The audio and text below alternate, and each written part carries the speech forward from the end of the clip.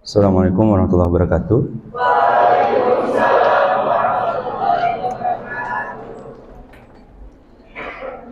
Oke, setiap kelas saya akan putarkan dulu bacaan Quran. Walaupun kewajibannya sebenarnya adalah mengaji bersama, tapi bagi saya lebih efektif saya putar saja lalu. Cuma saya di awal itu sebenarnya ngetes saja.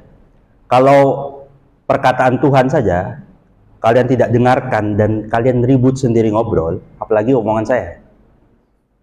Ya, tadi kan saya digantiin tuh, saya lihat dari belakang. Mana yang ngobrol, mana yang asik sendiri, ya kan?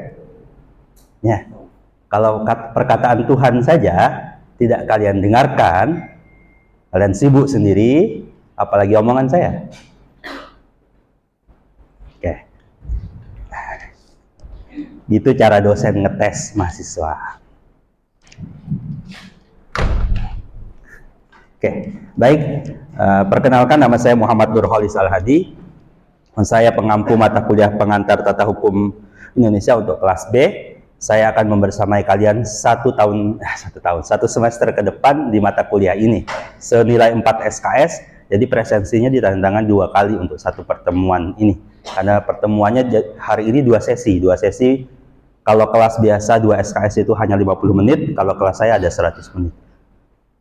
Cuma untuk hari ini saya ada jadwal, hari ini terjadwal jam 7.30 sampai 9.10, tapi jam 9 saya ada jadwal rapat sama Pak Wakil Rektor, jadi saya mohon izin jam 9 kurang saya sudah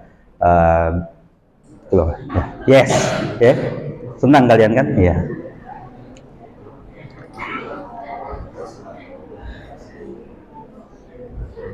Baik.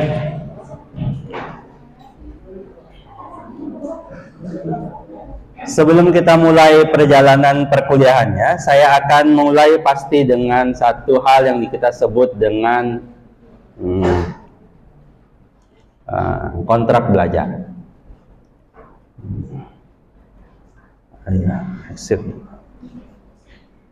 Ya. Oke.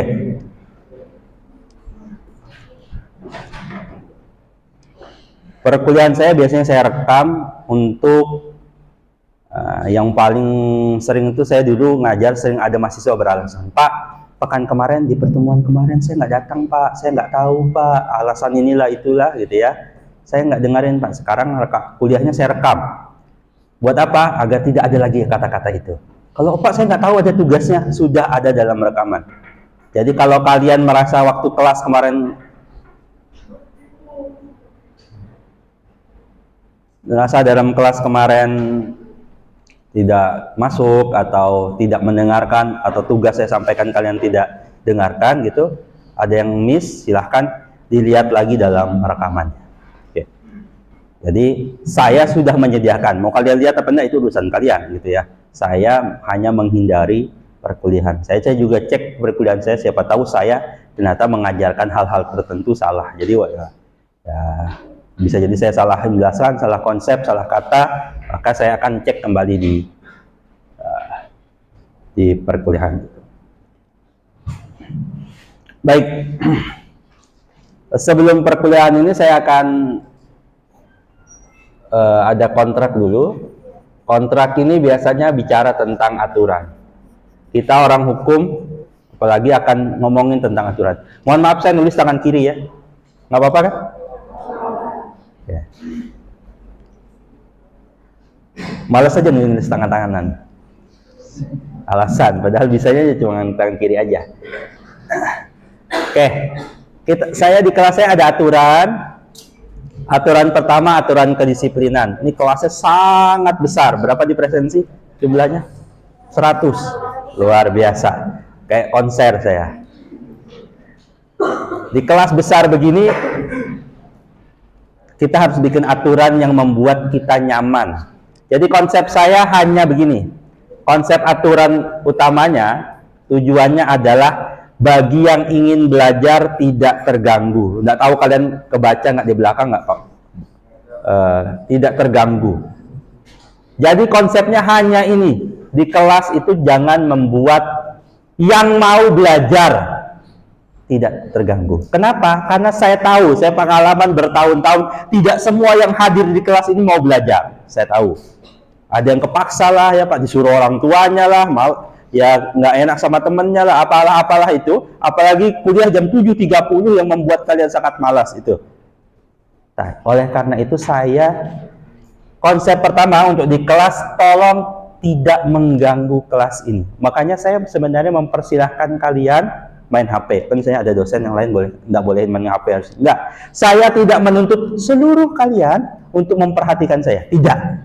Ya, sekali lagi saya ulangi, saya tidak menuntut semua kalian mendengarkan saya, tidak. Karena penyanyi saja kalian pilih-pilih kan, ada yang kalian suka dengerinnya, ada yang kalian nggak suka, ada yang sukanya musik metal, ada yang satunya dangdut, yang sana dangdut koplo misalnya.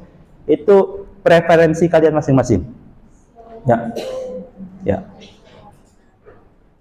Oleh karena itu saya tidak memaksa kalian mendengarkan saya. Urusan kalian itu mau dengarkan. Itu hak kalian dan masuk jangan di situ Mbak. Itu ada ya, geser situ boleh. Yang di tengah boleh. Kalau yang di sini jangan. Karena itu menutupi layar. Oke. Jadi sekali lagi saya ulangi, jangan mengganggu, dan saya tidak menuntut kalian mendengarkan saya. Karena jujur saja, nggak usah bohong, saya pun kalau waktu mahasiswa ada dosen-dosen yang saya tidak suka dengerin. Ya saya duduk saja gitu main HP di belakang. Jadi saya silahkan kalian main HP, mau mabar, mau ngapain, bawa minuman, bawa makanan, it's okay. Di kelas saya, jadi sekali lagi ini di kelas saya, jangan dipakai di kelas lain. Ya bisa jadi dosennya ngomel nanti. Di kelas saya boleh kalian bawa HP, bawa minuman, bawa makanan, terutama ini kan banyak yang belum sarapan termasuk saya. Ya. Jadi silahkan bawa makanan, ya. Tapi tolong sekali lagi syaratnya tidak mengganggu. Maksudnya apa? Tolong jangan bawa nasi padang ke kelas ini, karena aromanya akan mengganggu ketenteraman, terutama yang belum sarapan ini, gitu ya. Jadi boleh bawa minuman, bawa makanan yang tidak mengganggu. Lalu jujur saja mohon maaf, kelas ini sangat besar dan kalau kalian ribut itu mengganggu. Oleh karena itu saya mempersilahkan kalian melakukan apa saja, yang penting tidak mengganggu. Kalian mau tidur, saya persilahkan. Saya bantu doanya. Bismillahirrahmanirrahim.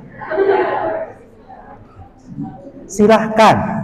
Karena saya pun sekali tidur ketika kelas. Jadi saya buka-buka saja kan gitu waktu zaman saya kuliah.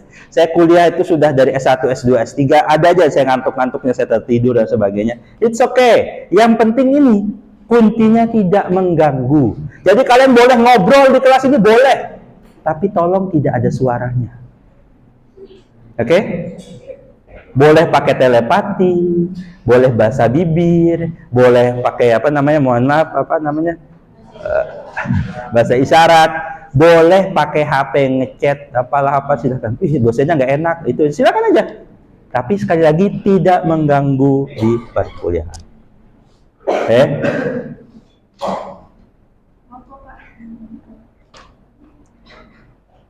Di belakang masih banyak. Jangan di situ, Mbak. Ini khusus, tidak ada dua.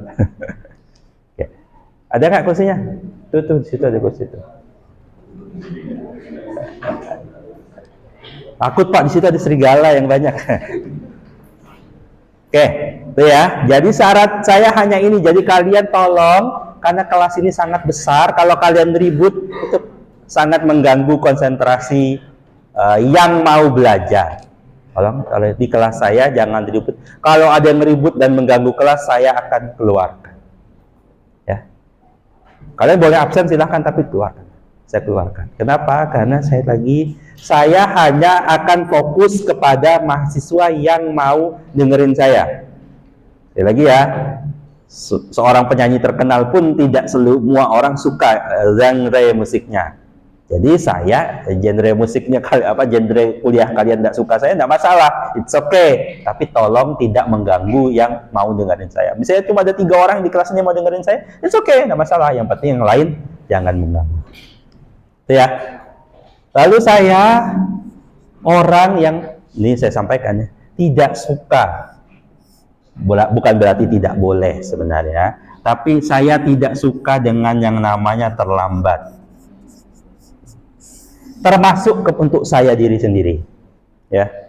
Itu bukan hanya untuk kalian. Saya bagian terlambat tolong jadi jadi pelajaran. Sesekali terlambat it's okay. Tapi kalau lambat terus itu aja orang yang lambat. Ya. Saya tadi di kelas ini hadir di jam berapa?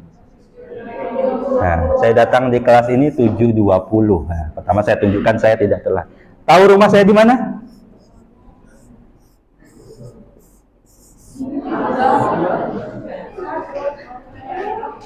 Jadi kalau ada yang terlambat, itu mengesalkan saya. Kenapa? Jam 7 ini saya datang. Ada yang tadi naik lift bersama saya? Ada yang naik lift bersama saya? Hah? Ada yang naik lift bersama saya? Nggak ada. Kenapa? Karena saya nggak naik lift. Saya tadi naik tangga.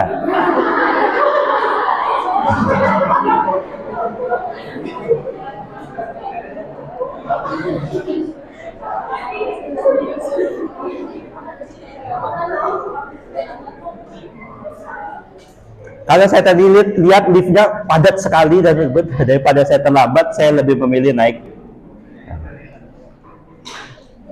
Ya lumayan sehat lah. Ya walaupun ya kalian ternyata saya pun sanggup. Saya usia sekarang 32 tahun, saya masih sanggup jalan naik tangga. Ya belum tua-tua banget kan ya. Apalagi kalian yang usianya baru 12-13 tahun ini kan.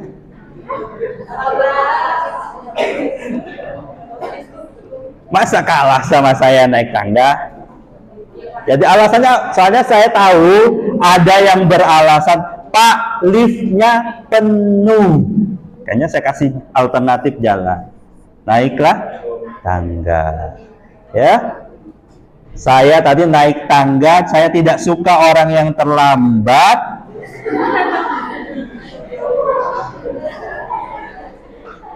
Ya. Jadi kalau sadar liftnya tuh padat jam segitu, hadirlah lebih cepat. Semalam, saya juga contohin semalam. Semalam saya ngajar jam 7 malam. Jam 6 sore itu mahasiswa ngechat saya. Pak, mohon maaf Pak. Kemarin sore itu kan hujan deras ya. Kalau hujan deras, depan situ tuh banjir. Di depan kampusnya nggak banjir, tapi depannya banjir. Mahasiswa ngechat saya, si pennya, Pak, mohon maaf nih Pak, saya dan teman-teman terhambat untuk ke kampus karena banjir di depan kampus, bla bla bla bla. Bagaimana Pak arahannya? Saya hanya jawab dengan singkat, saya sudah sampai di kampus, barusan saya terobos banjir itu. Ya. Nah, saya tidak macam-macam. Bukan saya bilang apa-apa. Saya hanya tidak suka terlambat. Makanya biasanya saya sangat sering lebih masuk lebih cepat. Nah, karena bagi saya terlambat itu nggak nyaman saja. Masalahnya ada orang, ini saya harus berubah. Jadi it's okay kalian terlambat, it's okay. Karena memang Tuhan yang menakdirkan hanya hal itu. Cuma saya sangat tidak suka sama orang yang santai saja terlambat. Tidak ada merasa sedikit pun malu kalau dia terlambat. Karena di negeri ini, oke, kita tuh pernah salah. Manusia tuh tempat salah dan lupa. Tapi banyak di negeri ini orang-orang, masalah hukum saat ini adalah orang-orang yang salah, tapi tidak malu dengan kesalahannya.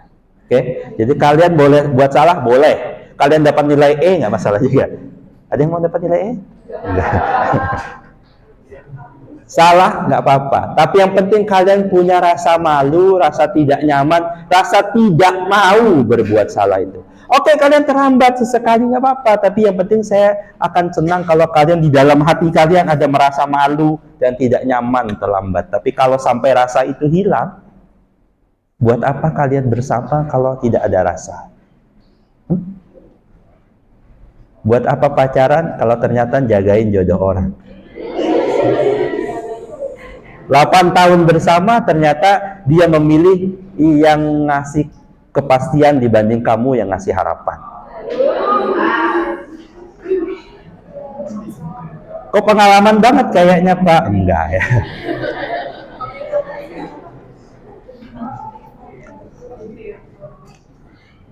Baik.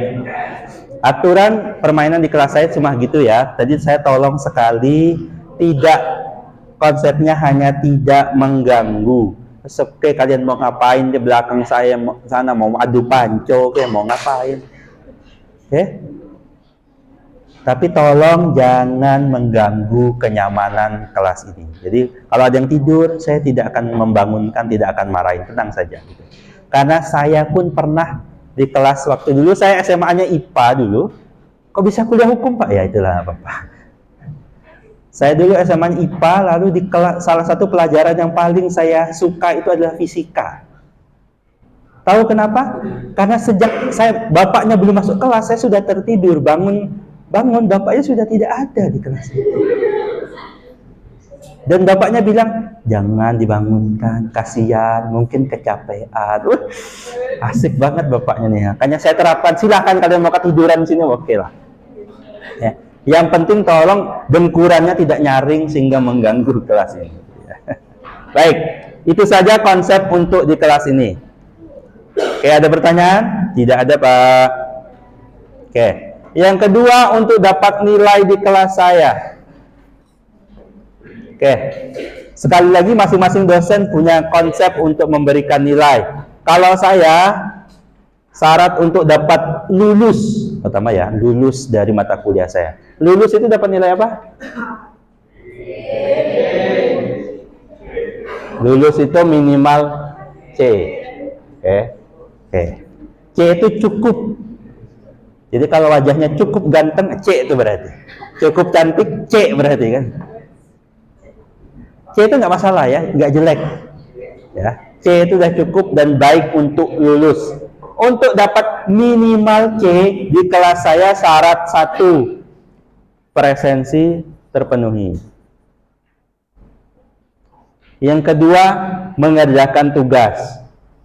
Sekali lagi kata-kata saya, mengerjakan. Orang hukum itu harus define kata-katanya dengan tepat ya. Mengerjakan tugas. Yang ketiga, mengikuti UTS dan UAS. Bukan ya, dan UAS. Oke. Jadi kalau nanti di akhir semester ada yang dapat nilai C, Pak, saya kan datang terus, Pak. Saya mengerjakan tugas, Pak. Saya sudah hafal kata-kata mahasiswa itu. Saya juga sudah ikut UTS dan UAS, Pak. Kenapa nilai saya C? Jawaban saya, nilaimu jelek.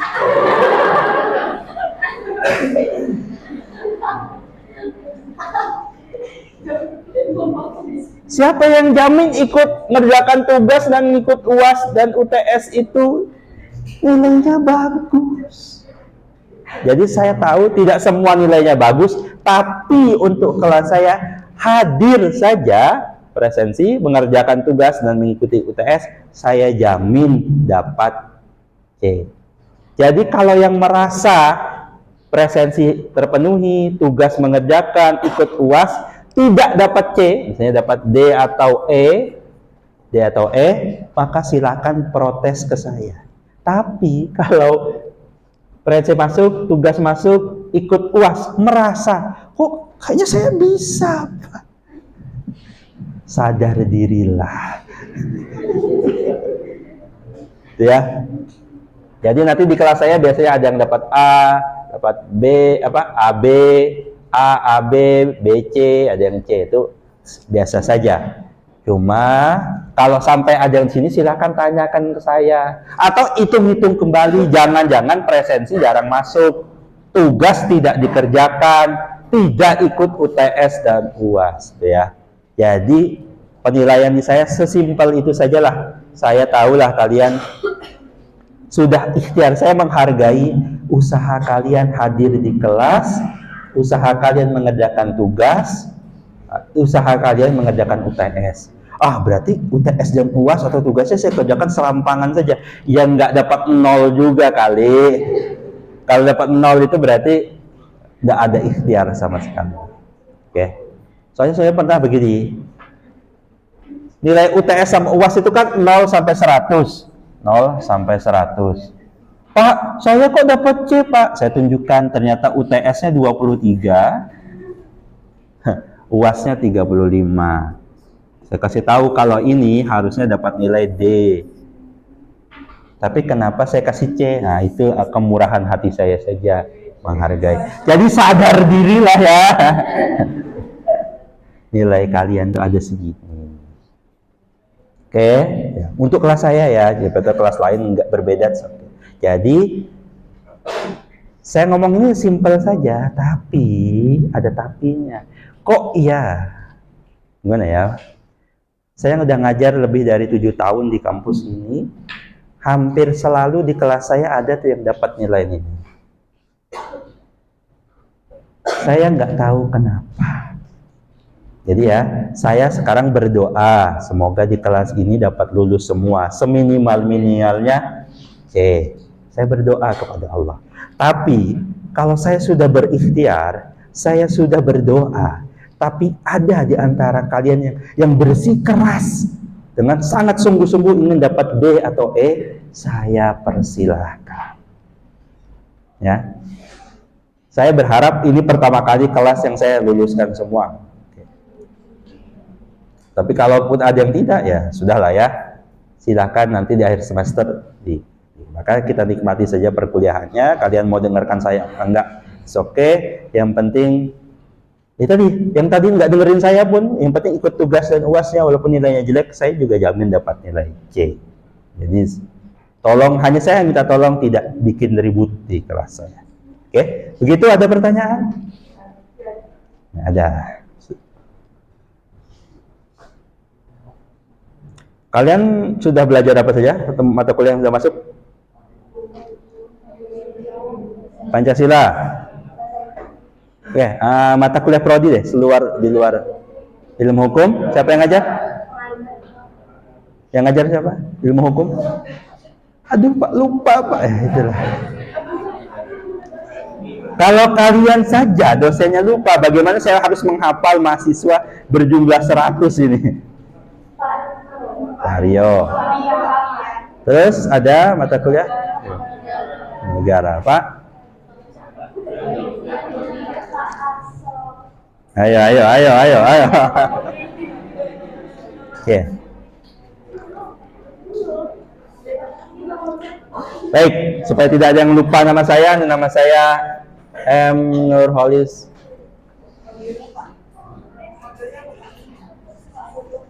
Al-Hadi.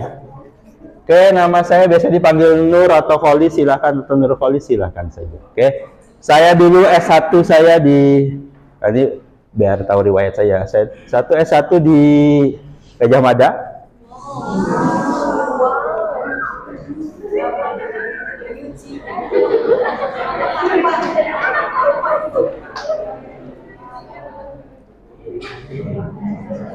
Ini saya kuliah itu, nanti saya kasih cerita saja. Saya masuk kuliah 2009, selesai 2014. Kok lama Pak? Nah, ini saya kuliah 9 semester. Oke, ya kalian mau ikut saya nggak apa-apa. Kan saya bilang ya, masuk UGM susah, kok cepat-cepat keluarnya.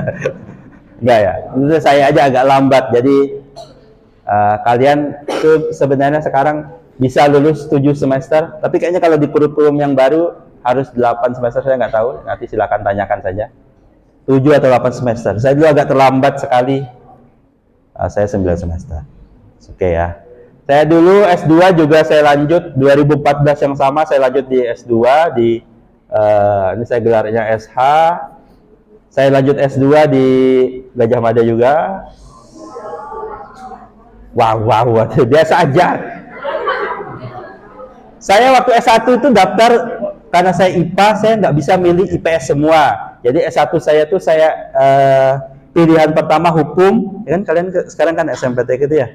Itu saya dulu tesnya tes tulis di UGM. Pilihan 1 saya hukum, pilihan 2 saya hubungan internasional, pilihan ketiga saya teknik nuklir. Syukur saya nggak keterima di pilihan ketiga ya. Bisa jadi yang bikin bom saya sekarang. Gajah Mada, magister hukum litigasi. Jadi saya keahliannya bidang litigasi. Apa itu litigasi, Pak? Nah, nanti saudara akan temu dengan makna ini. Magister hukum litigasi. Lalu doktor saya disekolahkan sama UMKT ke kampus Universitas Muhammadiyah Surakarta. Di tahun selesai 2023 dapat gelar doktor. Oke.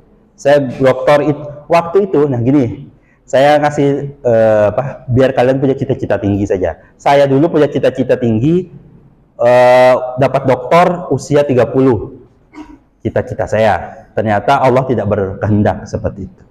Terlewat sedikit. Saya dapat gelar doktor usia 31. Ya, lewat sedikit tidak apa-apa ya. Maksudnya apa? Ya 31 udah lumayan gitu kan ya. Jadi kalau kalian punya cita-cita tuh tinggi-tinggi dikit lah. Ya.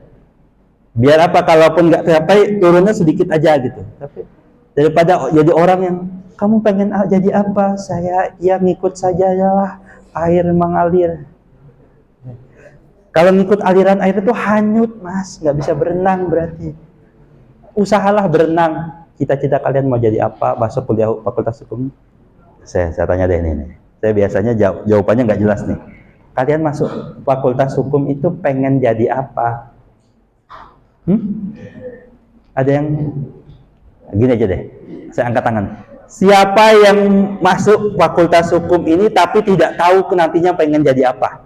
Waktu milih pertama kali itu tidak tahu pengen jadi apa, angkat tangan saja lah, jangan malu. Ada? Kalau nggak ada, berarti di kelas ini sudah tahu mau jadi apa. Nggak juga, Pak. Ya sudah.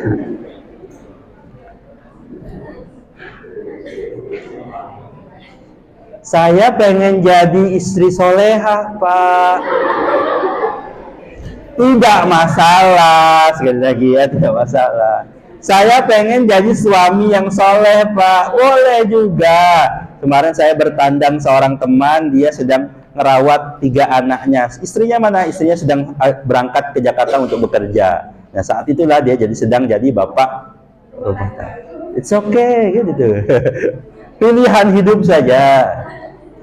Saya tidak ingin jadi apa-apa, Pak. Sudah, itu beban hidup bagi orang lain. Sejelek-jeleknya kalian ya tetaplah hidup ya, walaupun tidak berguna.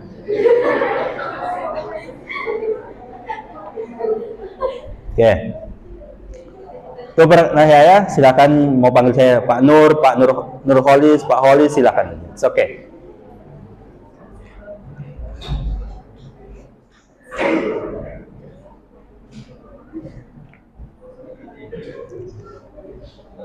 Kelihatannya profesional ya, padahal pertama kali saya pakai ini. Agak kagok juga. Ini baru aja semester ini. Nasib kalian dapat bagus.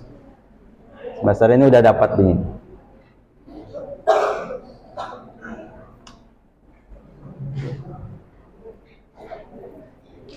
Oke, apa yang akan kita pelajari selama 1 semester ini? Saya nanti akan berikan buku nanti setelah ini saya ngikut di kelas yang lain ya. Ini jadi satu tim teaching. Saya nanti ngikut kelas A. Nanti kita akan masuk, kalau sudah ada jadi di Google Classroom-nya, nanti silahkan saya joinkan kalian di Google Classroom-nya dan saya akan kasih materinya.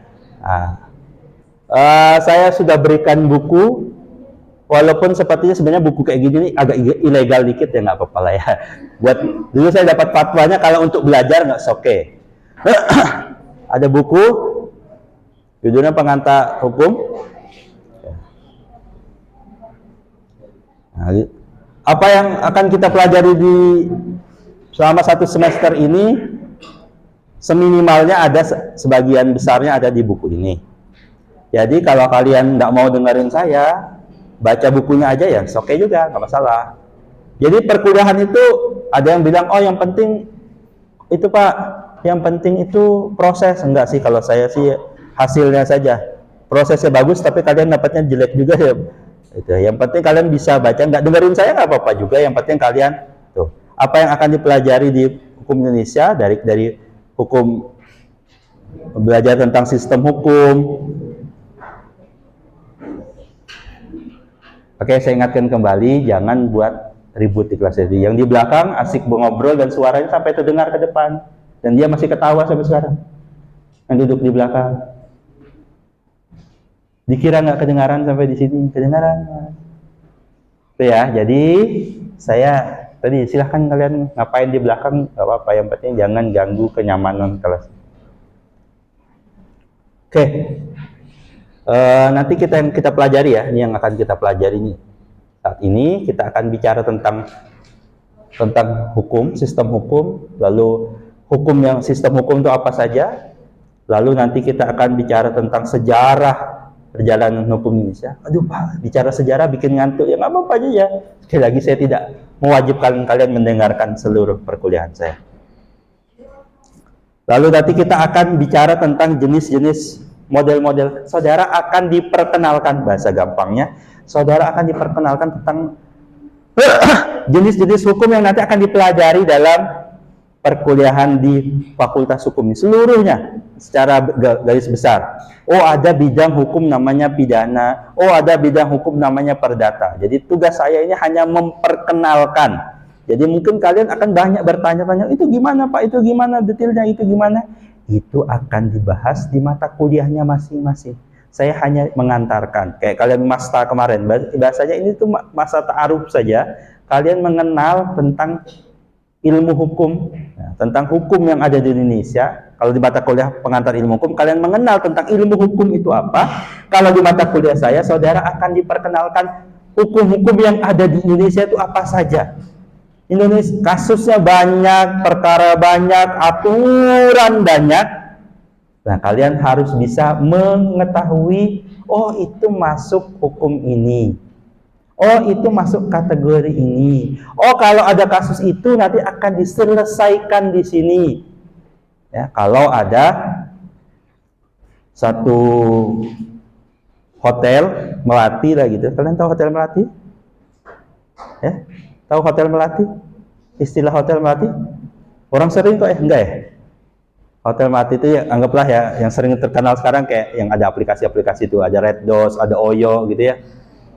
Yang biasa kadang dipakai buat showtime gitu, yang open BO misalnya. Enggak semua ya, saya bukan mengatakan pasti gitu, enggak, coba kadang dipakai yang begitu. Ya, ada yang pernah?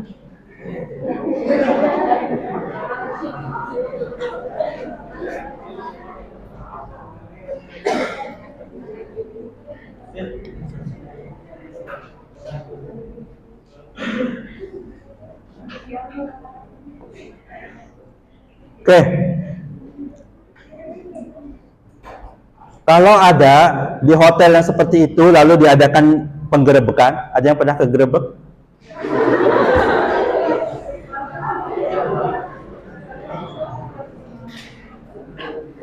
Oke. Kalau ada penggerebekan itu siapa yang berwenang menggerebek, lalu digerebek dibawa kemana, lalu diproses seperti apa? Itu karena orang hukum bisa menalarnya, oh ini larinya ke sini dan begini. Kayak misalnya kalau seorang dokter, oh dia lihat ada gejala ini, dia akan tahu gejala ini muncul di beberapa penyakit, lalu dia spesifik lagi gejala apa tambahannya detail untuk bisa menentukan kalau sakitnya itu adalah sakit A. Oh ternyata sakitnya adalah demam berdarah, oh sakitnya adalah ini dan sebagainya. Agar apa? Agar diberi obat, diberi treatment penyembuhan yang tepat. Kalau dokter yang sering terjadi malpraktek itu kan salah satunya dokter salah diagnosa.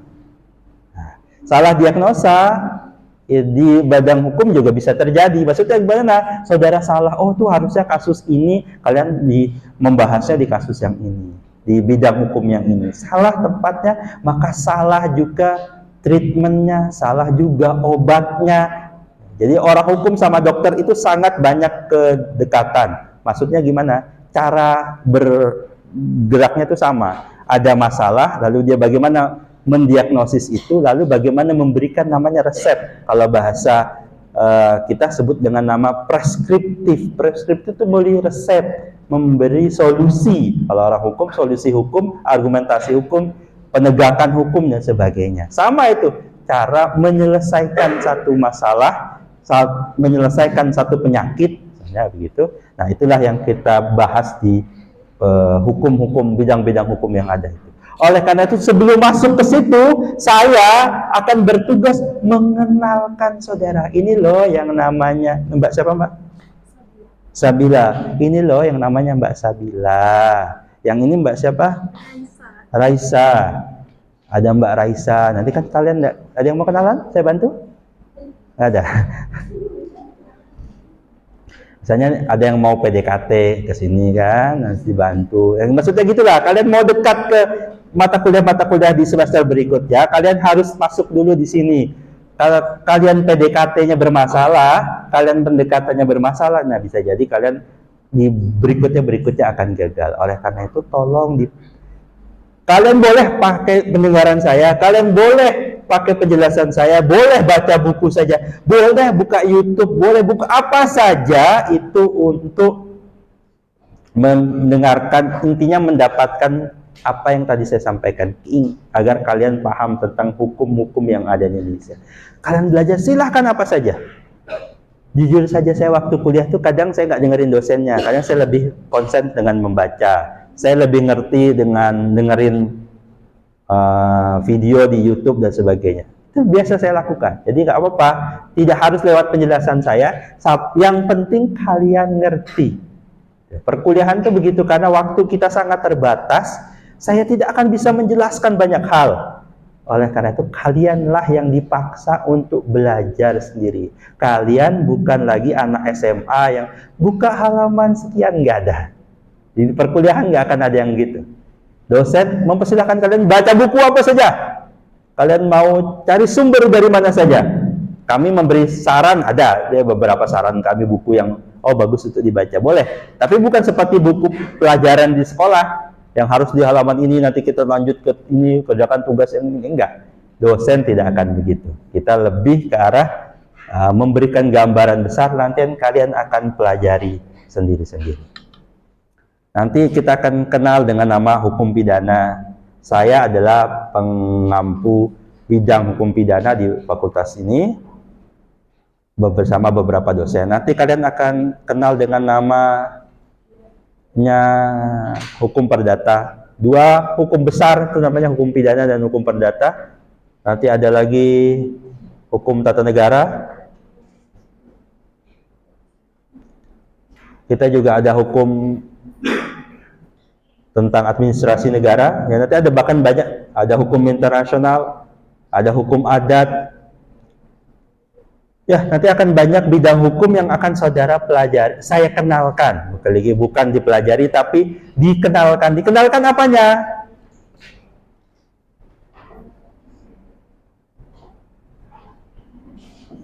Mana nyoretnya?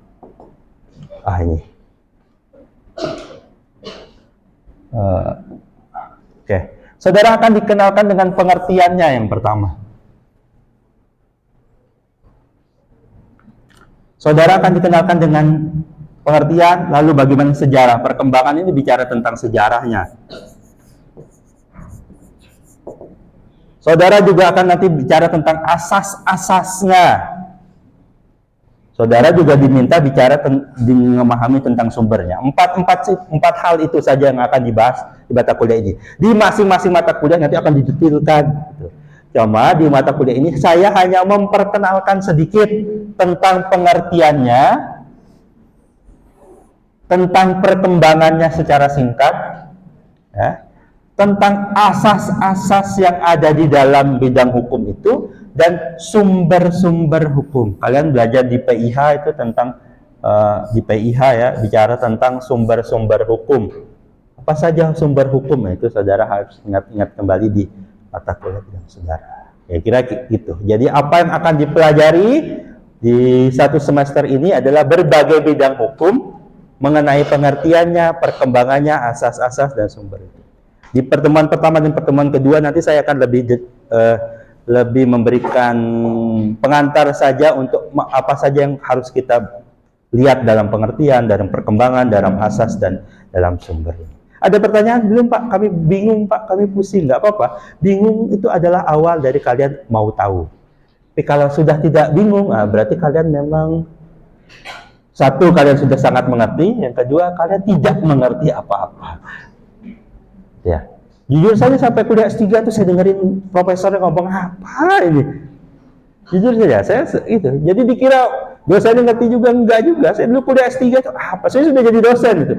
Ngomong apa dosennya? Jadi kalau ilmu lebih baru itu memang kita dimulai dengan bingung, nggak ngerti apa-apa. tapi nanti pelan-pelan mengerti. Tenanglah, belajar hukum itu, mempelajari teks hukum itu, banyaknya belajar teks itu lebih mudah dibanding apa? Dibanding mempelajari isi hati wanita. Kenapa? Karena tidak jelas, Pak.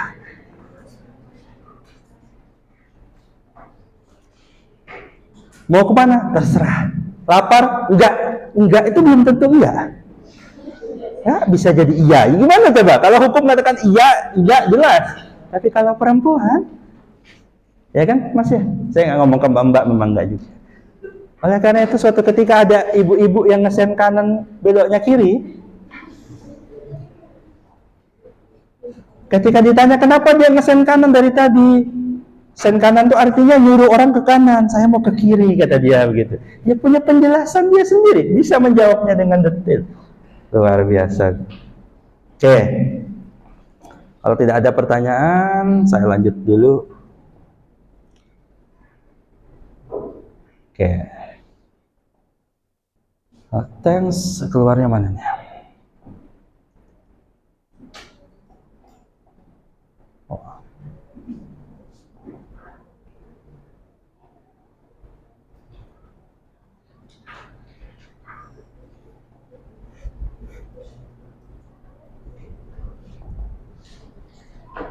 Harbolnas masih jauh. Lebaran dan hari raya udah lewat. Tapi ada loh yang rajin courting sini, courting sana. Bukan di mall atau marketplace. Obral courting ini sedang terjadi di pengadilan pihak. Lagi, sekali lagi, pesta courting terjadi di pengadilan tinggi Jakarta. Masih ingat kan mereka memotong hukuman untuk jaksa pinangki Sirna Malasari? Sekarang mereka mengurangi hukuman untuk Joko Chandra. Terdakwa kasus penyuapan sederet pejabat di Kejaksaan Agung dan Kepolisian ini dapat potongan hukuman sebanyak 1 tahun penjara. Awalnya dihukum 4 tahun 6 bulan, sekarang jadi 3 tahun 6 bulan. Ya lumayan lah, 30% lebih diskonnya. Kalau kita lagi belanja, diskon 30% itu kan lumayan bisa bikin hilang kan? Pertingan hukuman untuk Joko Chandra kali ini dengan alasan karena Joko sudah menjalani pidana penjara terkait kasus sebelumnya, pengalihan utang atau sesi Bank Bali di tahun 2009. Alasan lain, Joko juga sudah menyerahkan dana yang ada dalam escrow account Bank Bali sebesar 546 miliar rupiah. Itu gimana sih? Fakta bahwa yang bersangkutan pernah terbukti bersalah melanggar hukum, kok jadi alasan hukuman berikutnya jadi lebih ringan? Orang yang pernah melanggar hukum ketika mengulangi lagi perbuatannya, mestinya dihukum lebih keras lagi dong. Apalagi kejahatan yang kedua ini untuk kabur dari hukuman kejahatan pertama. Jelas-jelas kejahatan kedua dilakukan untuk melecehkan hukum dan pengadilan. Kok malah jadi alasan untuk diberi keringanan? 4 dari 5 hakim yang mengkorting hukuman Joko Chandra ini juga hakim yang memotong hukuman jaksa pinangki. Ladies and gentlemen, please welcome Muhammad Yusuf sebagai hakim ketua, Haryono, Singgi Budi Prakoso, dan Freddy Halid sebagai hakim anggota. Keempatnya sama-sama mengkorting hukuman pinangki dan Joko Chandra. Nah, kalau Joko Chandra dikorting 30%, pinangki ini kortingannya malah 60%. Dari 10 tahun menjadi 4 tahun. 60% dong. Kurang hilaf apa lagi coba? Kalau kita belanja, diskonnya segitu. Satu hal lagi juga terungkap. Pinangki hingga akhir Juli ternyata belum juga dipindah ke lapas, tapi masih ditahan di rutan Kejaksaan Agung. Alasannya hanya soal administrasi dan kejaksaan sudah banyak pekerjaan, tenaga harus dijaga karena masih pandemi. Jangan lupa, ada lagi yang barusan terima kemurahan hati juga. Juliari Batubara, mantan Menteri Sosial yang tersangkut kasus tilap menyilap dana bansos. Ia dituntut 11 tahun penjara oleh jaksa dari KPK. Korupsi di tengah pandemi loh, kurang buat apa lagi coba? Perlu digarisbawahi, jaksa yang menuntut 11 tahun itu dari KPK. Iya, KPK, anak buahnya Pak Firly Bahuri. KPK yang sekarang itu, yang beberapa bulan lalu berani koar-koar soal hukuman mati mereka yang menilai birokrat di masa pandemi. Penegakan hukum ini soal bobot, soal ukuran, juga soal kepantasan. Yang pegang kendali memang hanya beberapa, tapi kita bisa menilai seberapa impas dan pantas. Hakim Mokhtar, Ketua Mahkamah Konstitusi yang tersangkut suap pemilu kada, bisa dituntut seumur hidup. Kenapa yang mencabut uang makannya rakyat miskin yang sedang terjepit karena pandemi kok hanya 11 tahun? Repot ini, repot. Tujuan sanksi yang berat adalah memberi efek jerak agar kita semua, siapapun itu, ngeri dengan hukumannya, agar siapapun jadi berpikir ratusan kali sebelum berbuat jahat. Kalau hukumannya ringan, tuntutannya enteng, dan masih dikorting sampai 60% begitu, siapa yang takut? Di mana-mana flash sale itu, diskonan itu untuk mengundang orang datang dan belanja. Korting hukuman korupsi ini kan jadinya kayak undangan ya, undangan untuk yuk belanja yuk, tapi belanjanya pakai uang rakyat, uang kita juga. Kita lagi yang mau rakyat lagi yang harus turunan lewat pajak, turunan subsidi, dan ini beneran loh. Jadi selama rentang 2001 sampai 2015 diperkirakan kerugian negara karena korupsi mencapai 203,9 triliun rupiah. Namun total hukuman finansial yang diberikan kepada koruptor hanya 10,42% saja atau hanya 21,26 triliun rupiah. Ini belum hitung biaya sosial dari praktek korupsi. Kalau pakai hitungan ICW itu 203,9 triliun dikurangi 21,26 triliun, negara masih nombok sekitar 182 triliun lebih. Siapa yang nombokin selisihnya? Ya siapa lagi selain kamu, saya, kita semua para pembayar pajak. Yang harus kapok kan para koruptor ya. Kok malah lama-lama kayak kita yang kapok ya?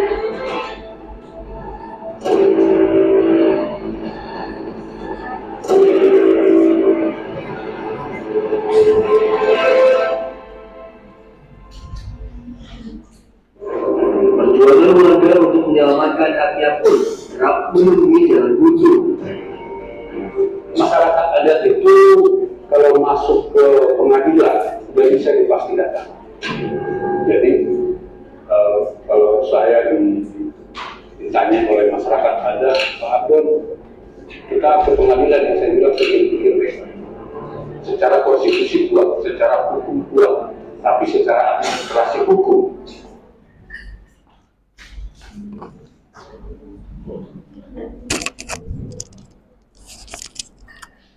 Kenapa disuruh nonton? Kenapa disuruh nonton? Ya, karena saya bisa ngambil aja. Enggak. Disuruh nonton agar ini ada tadi ya. Nanti kita lanjutkan yang ini sedikit. Ada yang perlu ditangkap saya. Perlu saudara mulai mencerna. Pertama ya, dunia hukum kita agak bermasalah. Tapi itu peluang. Makin banyak masalah berarti makin banyak peluang. Oh, kita perlu menyelesaikan. Jadi kalau kalian dulu ada yang cita-cita jadi superhero, ada? Saya ingin jadi Batman, Pak. Saya pengen jadi Superman. Saya ingin jadi Ultraman. Pengen jadi apa? Masked Rider. Kyuga, apalah apa namanya itu. Sebenarnya orang hukum itu adalah seorang yang mirip-mirip lah sama para superhero itu. Kenapa? Konsepnya superhero itu apa sih? Konsepnya superhero itu dia melawan kezoliman, dia menegakkan keadilan, mengalahkan musuhnya, kan gitu. Nah, saat inilah saudara bisa di bidang hukum ini, saudara bisa menjadi saudara bisa jadi orang yang seperti superhero, tapi masalahnya kalian juga bisa berubah jadi orang yang jadi pilihannya itu apa, musuh-musuhnya itu, orang jahatnya itu. Kalian bisa jadi Batman, kalian bisa jadi Joker ya, kalian pilihlah itu. Nah, oleh karena itu kami mendidik kalian untuk jadi Batman yang memberantas kejahatan. Cuma kalian harus tahu tadi. Oke, di kasus yang pertama tadi Mbak Nana Najwa Shihab itu bicara tentang kasus. Saya tidak akan masuk ke kasusnya. Saya ingin mengajak kalian berpikir ini kasus apa, gitu. Tadi ya saya sampaikan waktu pengantar tadi bahwa saya mengenalkan kalian ke bidang-bidang hukum tertentu. Nah, jadi ketika baca, dengar berita, dengar video, dengar apapun itu nanti di luar, dengar lihat scroll TikTok apa kalau ada yang berkaitan dengan ini begitu, kalian tahu oh ini kasusnya apa, kasus ini tuh akan diselesaikan bagaimana, kira-kira begitu. Kalau ada artis yang sedang mau cerai gitu, gimana? Oh ada artis yang disebut hamil di luar nikah, lalu dia melaporkan itu ke polisi dan sebagainya. Ini kasus apa toh? Kayak gitu. Kalian ini kasus apa? Nanti kalau di mata kuliah tertentu itu detail lagi. Oh itu masuk bidang ini, lalu nanti kena pasal ini. Itu bidang hukum apa? Nah, itu yang akan kita pelajari ke depan. Saya di awal ini ingin menggugah kalian, ternyata banyak masalah, banyak kasus, dan saya suka belajar. Saya tidak tahu kalian suka apa tidak. Saya tipe orang yang suka belajar dari banyak kasus. Jadi saya suka baca kasus-kasus kriminal, baca berita artis mau cerai. Pak, Bapak baca gosip? Ya, saya baca gosip bukan gosipnya, tapi ngelihat kasusnya. Nah, jadi kalau orang hukum itu bagi saya itu perlu mengenal banyak perkara, tahu banyak kasus. Aduh Pak, saya nggak suka yang ribut-ribut Pak, saya sukanya yang adem ayem. Ah, saudara salah jurusan, segeralah pindah.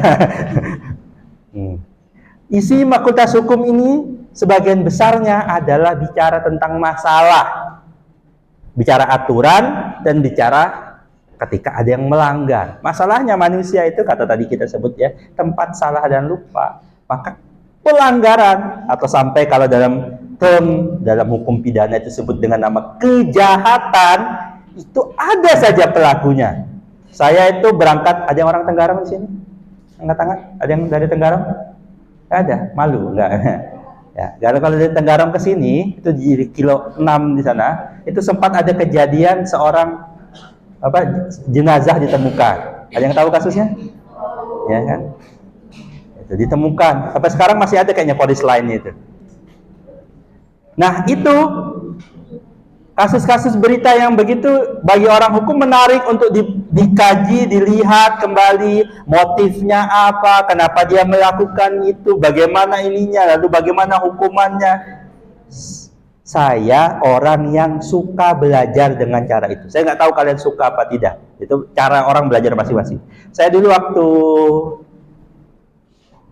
saya ini hobinya baca. Salah satu hobi yang saya suka itu waktu dari kecil adalah baca komik. Serius baca? Enggak, baca komik juga saya.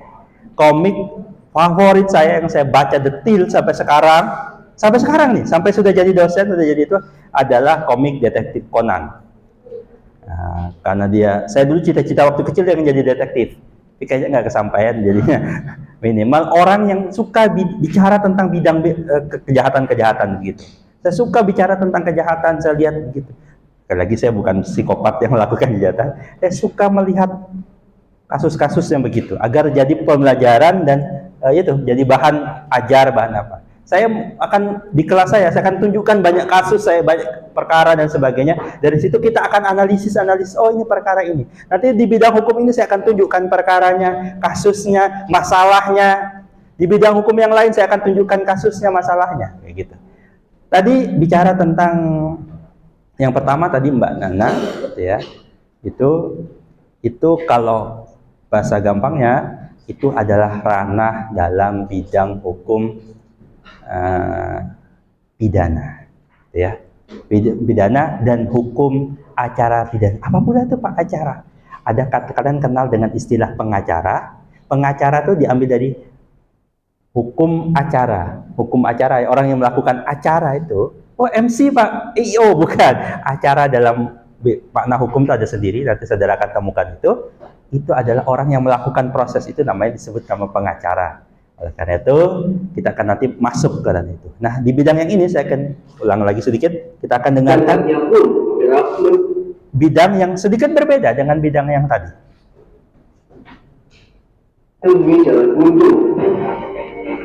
Masyarakat adat itu kalau masuk ke pengadilan sudah bisa dipastikan. Jadi kalau saya ditanya oleh masyarakat adat, Pak Abdul, Kita ke pengadilan yang saya bilang pikir-pikir mereka. Secara konstitusi kuat, secara hukum kuat, tapi secara administrasi hukum belum ada.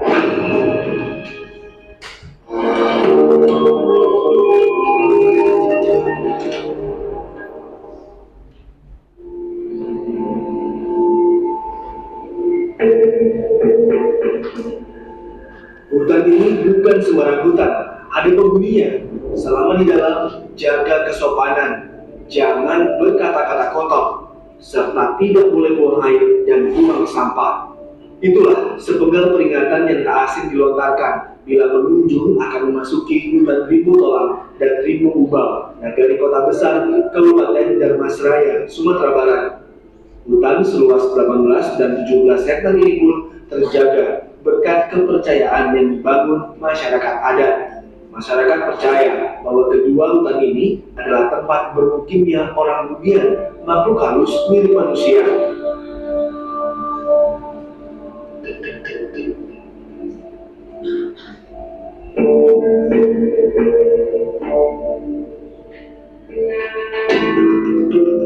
Kearifan lokal masyarakat adat yang terpelihara berabad-abad lamanya mampu memagari perilaku manusia terhadap alamnya. Hutan pun tetap lestari hingga berabad-abad lamanya.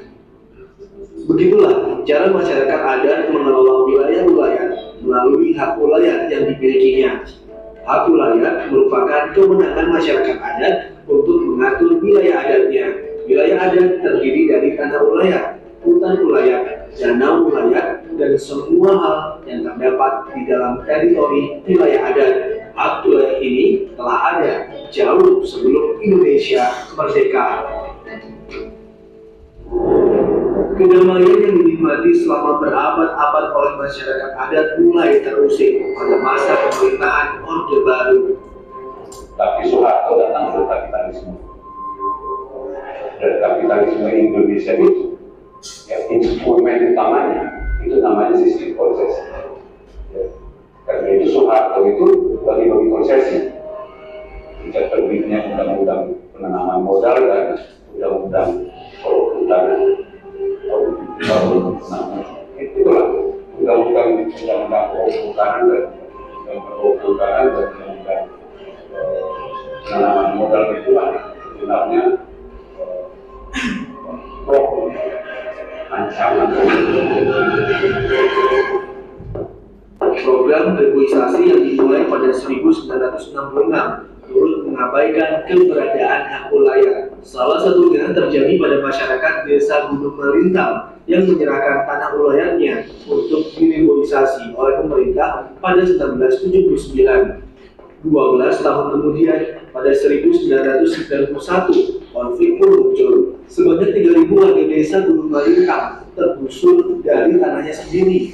Berbekal izin dari Menteri Kehutanan, tanah seluas 1.000 hektar berpindah tangan kepada PT B3 untuk dijadikan perkebunan. Konflik agraria seperti ini kerap terjadi karena tidak tersedianya data administrasi keberadaan hutan adat yang jelas dan transparan. Barulah pada akhir April 2019, Kementerian Lingkungan Hidup dan Kehutanan menerbitkan peta hutan adat dan wilayah indikatif hutan adat fase pertama. Luasan lahan adat yang tercatat adalah 472.981 hektar, sangat kecil dibanding seluruh luasan tanah adat yang ada. Hutan negara harus dikembalikan ke masyarakat adat dan itu jumlahnya besar. Ya. Perkiraan kami itu sekitar 57 juta hektar yang harus dikembalikan oleh pemerintah ke masyarakat adat. Peta hutan adat sepatutnya ditangani secepat mungkin agar konflik bisa diminimalkan. Peta itu kan nggak punya data, nggak punya peta tentang wilayah mereka. Mereka menggunakan peta dari Jakarta. Nah, peta dari Jakarta itu sebenarnya kan tidak ada peta masyarakat adat. Jadi di peta Jakarta itu semua tanah kosong itu. Ancaman lain yang tak kalah serius adalah diterbitkannya sertifikat tanah atas nama pribadi pada tanah ulayat. memasukkan sebuah program sertifikasi tanah-tanah individu dengan orang di wilayah adat. Menurut kami itu adalah upaya yang justru akan menjadi rumah pemerintah sedang menanam waktu di masyarakat adat dengan sertifikasi tanah-tanah individu di wilayah sertifikasi. Orang-orang yang sudah punya sertifikat tanah-tanah individu itu langsung menjualnya kepada investor supaya pembeli menentukan harga paling mahal. Dan ini akan merusak sistem kekeramatan di masyarakat adat dan dalam beberapa kasus malah sampai dengan mati karena sudah.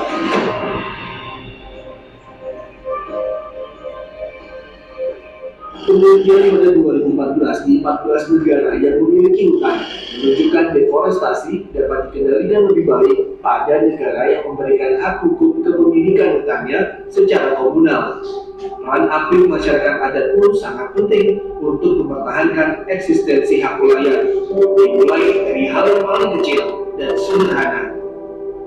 Ya, sebenarnya mereka tidak perlu menunggu pemerintah, paling tidak mereka bisa melakukan pertama pemetaan wilayah adat, mendokumentasikan sejarah mereka, ya, merumuskan kembali tatanan adat mereka. Jadi dan juga mau menghadirkan diri mereka gitu. Ya, bisa lewat sosmed, bisa lewat website, bisa lewat macam-macam. Jadi mereka harus eksis karena persoalannya sekarang ini banyak kekuatan-kekuatan sosial merasa bahwa masyarakat adat itu sudah mati. Ya, jadi masyarakat adat kalau mau diakui harus menunjukkan diri yang ada, dirinya hidup, dan dirinya masih tetap melawan kebiasaan, melawan kejahatan.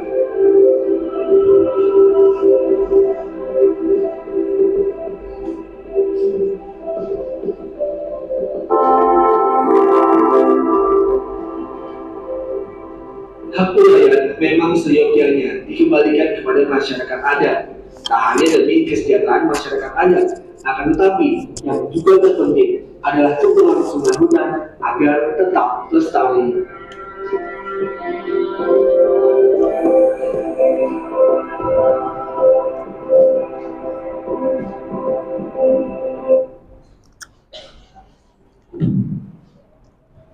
Baik, yang tadi dibahas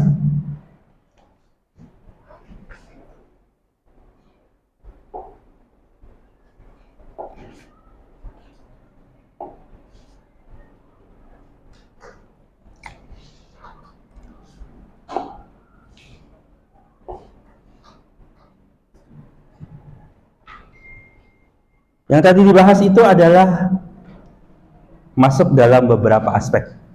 Ya, tadi ada yang ditangkap misalnya bermasalah, itu ada aspek pidana atau hukum pidana. Oke. Lalu tadi ada dia membahas tentang adat dan sebagainya, itu nanti masuk dalam ranah bidang hukum adat. Oh, tadi dia bicara tentang pertanahan, itu nanti akan ada hukum yang namanya hukum agraria. Jadi satu cerita, satu berita atau apapun itu nanti bisa jadi tidak masuk hanya satu bidang hukum saja. Dia bisa masuk di banyak bidang. Oh, nanti misalnya jual beli lagi, tadi bicara tentang investor, nanti akan ada hukum perdata. Lebih kecil lagi dari hukum perdata ini, lebih spesifik nanti akan kita ketemukan namanya hukum dagang. Istilah hukum dagang ini adalah istilah resmi, tapi suka disebut dengan lebih keren zaman sekarang dengan nama hukum bisnis. Oke. Nyata tadi berita cerita dari Kompas ya tadi selama 8 menit itu aspek hukumnya banyak. Aspek hukum yang disentuh yang akan nanti berkaitan dengan cerita-cerita tadi, aspek hukumnya banyak. Kalau kalian tidak bisa memetakan ini, bingung nantinya. Ini bidang hukum apa? Ini kasus masalah apa? Ini cerita tentang apa? Apalagi itu? Nah, lebih-lebih nanti hukum pidana ini ada kecil-kecilnya aja, rinciannya ada satu lagi, ada bidang hukum apa lagi, ada 3, 4. Sama hukum perdata ini juga nanti akan ada bidang hukum 1, 2, 3. Jadi di mata kuliah ini yang paling ditekankan adalah kalian bisa memetakan bidang-bidang itu. Oh, ini geng anak-anak yang sosialita. Oh, ini anak uhti-uhti solehah. Oh, ini mas-mas berandalan. Ini yang biasa tidur di kelas. Oh, ini yang biasa dipetakan, kan kita biasa tuh. Dalam setiap apapun kita bisa memetakan. Oh, ini dosen galak. Oh, ini dosen yang enak nih. Oh, ini dosen yang ini, kan gitu. Setiap apapun kita akan mencoba memetakan sesuatu. Oh, ini kayaknya cantik, tapi kayaknya aku nggak bakalan dapat kalau yang ini. Nah, ini kayaknya aku realistisnya dapatnya yang ini. Nah, kayak gitu. Oh, ini bapak haji. Oh, ini yang hajinya udah tua. Oh, ini yang hajinya 2 bulan sudah bisa haji. Kan kita petakan masing-masing itu. Nah, begitu juga ketika bicara hukum, saudara mahasiswa hukum nanti akan belajar memetakan itu. Di awal memang rumit, tapi lama-lama kan kita terbiasa memetakan itu, terbiasa menilai. Oh, gini. Oh, ini itu nanti bisa diselesaikan dengan jalur ini, diselesaikan. Bahkan cara menyelesaikan masalahnya pun kita akan tahu. Kita akan terbiasa untuk dalam otak itu langsung udah ada peta-petanya. Oh, nyambungnya ke sini, ini nyambungin sini. Biasanya kalau saya nulis di buku-buku saya memang kayak gini, biasa ada talinya, ini nyambung ke sini, nanti akan disambungkan ke sini, akan nyambung ke sini, nyambung gitu. Karena di otak saya tergambarkan begitu, ya. Saya menggambarkannya. Terserah kalian mau bikin tulisan dengan apa. Saya kalau di kelas sebenarnya jarang nyatat, ya, jujur saja. Tapi ya, pilihan kalian lah. Jadi di mulai pekan-pekan depan kita akan mulai satu-satu bidang ini agar kalian punya stok di otak untuk memetakannya itu. Sebelum punya stoknya kan kalian bingung, hukum pidana itu apa, Pak? Hukum adat itu apa, Pak? Tujuan akhir ya, bukan kalian menghafal itu, bukan. Tapi ingin kalian, oh kalau perkara ini itu hukum adat, oh kalau perkara ini itu hukum agraria, oh hukum perdata. Tapi memang di awal kalian akan dikenalkan dengan teori-teorinya, agar nantinya terbiasa. Jadi mohon maaf, di semester ini memang akan banyak dijejali dengan teori-teori dasar. Kalian paham teori dasar ini, kalian mudah berjalan berikutnya. Tapi kalau kalian tidak paham, cuek, tidak memahami dengan teori-teori dasar ini, saudara tidak akan bisa dengan baik di semester-semester berikutnya.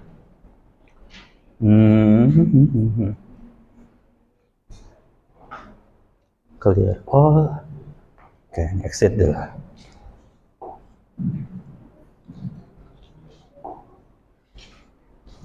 Don't save.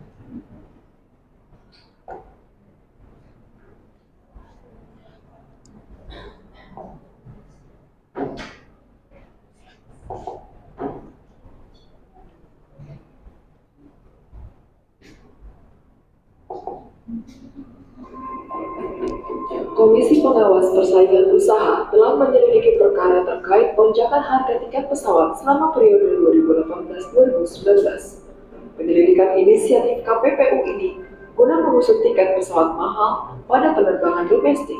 Ada 7 maskapai yang menjadi terlapor kasus tiket pesawat mahal, diduga melanggar pasal 5 dan pasal 11 Undang-Undang Nomor 5 Tahun 1999 tentang larangan praktik monopoli dan persaingan usaha tidak sehat. KPPU memutus bersalah 7 maskapai penerbangan nasional terkait penetapan harga, namun tidak ada sanksi. 7 terlapor itu antara lain Garuda Indonesia terlapor 1, Citylink Indonesia terlapor 2, Sriwijaya Air terlapor 3, NAP Air terlapor 4, Batik Air terlapor 5, Lion Air terlapor 6, dan Wings Air terlapor 7. Menyatakan bahwa terlapor 1, terlapor 2, terlapor 3, terlapor 4, terlapor 5, terlapor 6, dan terlapor 7 terbukti secara sah dan meyakinkan melanggar pasal 5 Undang-Undang Nomor 5 Tahun 1999, kata Ketua Majelis Komisi Kurnia Tohan saat membacakan putusan Selasa 23 Juni. Tapi tak ada hukuman yang dijatuhkan karena KPPU menyatakan lonjakan harga tiket tidak terkait kartel. Namun, KPPU merekomendasikan agar Kementerian Perhubungan memperbaiki regulasi terkait tarif batas bawah dan tarif batas atas harga tiket pesawat yang menjadi penyebab tingginya harga tiket penerbangan domestik.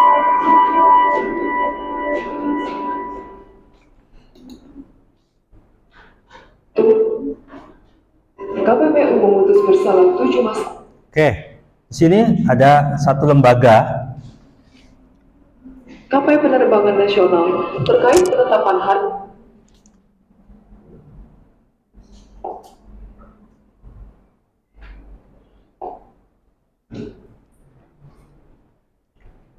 Dia belum muncul. Oke. Ada satu lembaga namanya KPPU.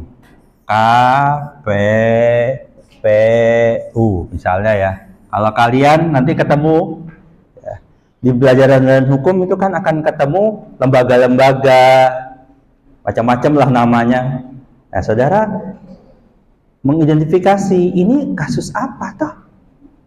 Ini bidang apa? Lalu KPPU ini jenis makanan apa dan sebagainya. Nah, itu adalah proses untuk sampai ke KPU ini apa? Kita nanti akan kenal ada namanya hukum persaingan usaha. Ya kan? Ada hukum persaingan usaha. Itu bidang apa, Pak? Hukum persaingan usaha ini salah satu hukum subhukum dari hukum dagang. Hukum dagang itu secara teori adalah bagian dari hukum perdata. Jadi untuk bisa sampai ini berarti kita harus tahu hukum sebelumnya, tahu yang ini ya tahu hukum sebelumnya lagi, tahu yang ini ya tahu tentang ininya. Kalau kalian di sininya nggak paham konsep utamanya, nah di sini juga pasti kacau, apalagi ke sininya. Sedangkan kalian bertemu berita begini, maka kalian akan temukan netizen ya, itu suka komen apa saja dan isinya apa? Ngawur. Kenapa? Dia tidak tahu, tapi sok tahu. Oh ini begini. Harapannya di hadapan saya adalah mahasiswa hukum yang tidak kayak netizen, sembarang komen. Jadi kalian juga sekarang jadi orang yang latihan mengerem, sadar kalau belum tahu, jangan banyak komen. Oke, gitu. Oke, tahu kalau belum tahu caranya belajar, cari tahu, bukan sibuk komen dan sana. Oke, mata kuliah cukup saya sini, saya izin deh ya, nanti karena harus ke rapat berikutnya. Sampai ketemu di pekan depan, nanti kita akan diskusi lebih dalam lagi. Ada pertanyaan? Tidak ada, Pak. Terima kasih. Assalamualaikum warahmatullahi wabarakatuh.